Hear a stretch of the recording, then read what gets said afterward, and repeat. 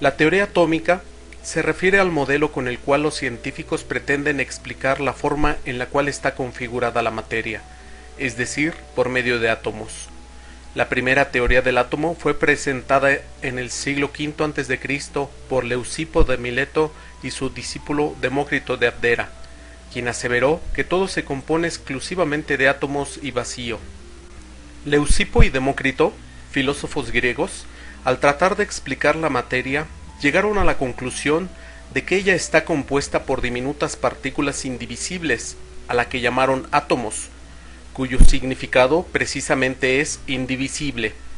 Epicuro, un ateniense de los siglos IV o III a.C., y Lucrecio, de origen latino, 2 siglos después, establecieron a los átomos la característica del peso y propusieron la partición del átomo en secciones mínimas.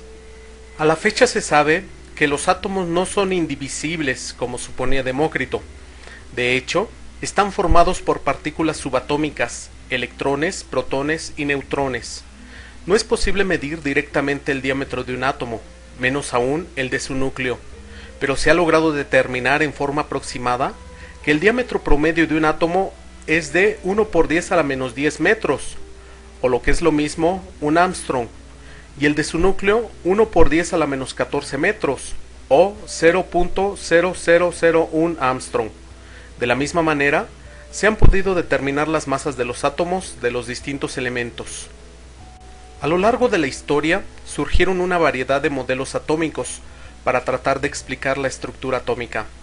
Entre los principales destacan el modelo de Dalton, el modelo atómico de Thomson, el modelo atómico de Rutherford, el modelo atómico de Bohr y el modelo cuántico del átomo. A inicios del siglo XIX, el científico inglés John Dalton sugiere una teoría sobre la estructura de la materia.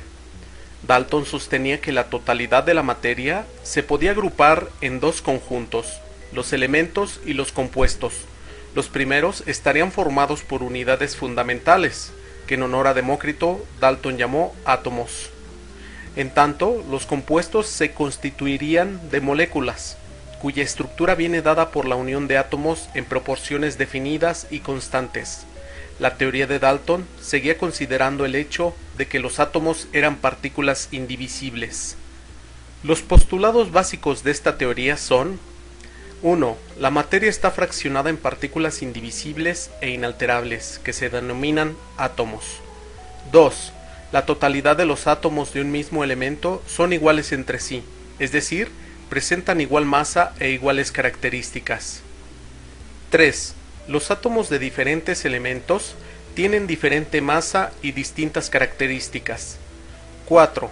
Los compuestos se constituyen cuando los átomos se juntan entre sí en una relación constante y sencilla.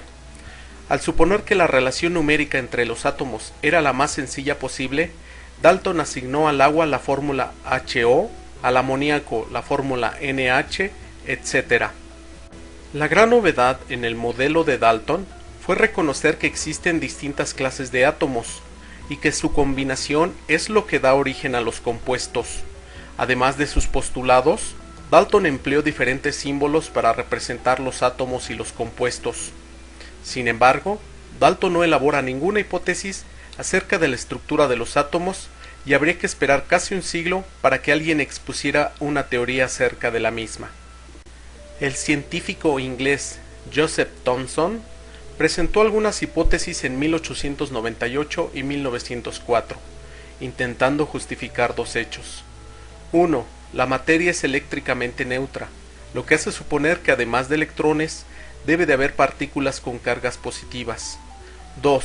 Los electrones pueden separarse de los átomos, pero no así las cargas positivas.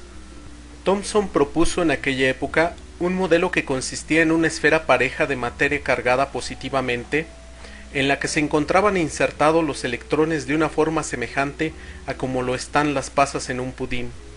Esta simple forma explicaba el hecho de que la materia fuese eléctricamente neutra, pues en los átomos de Thomson la carga positiva era neutralizada por la negativa.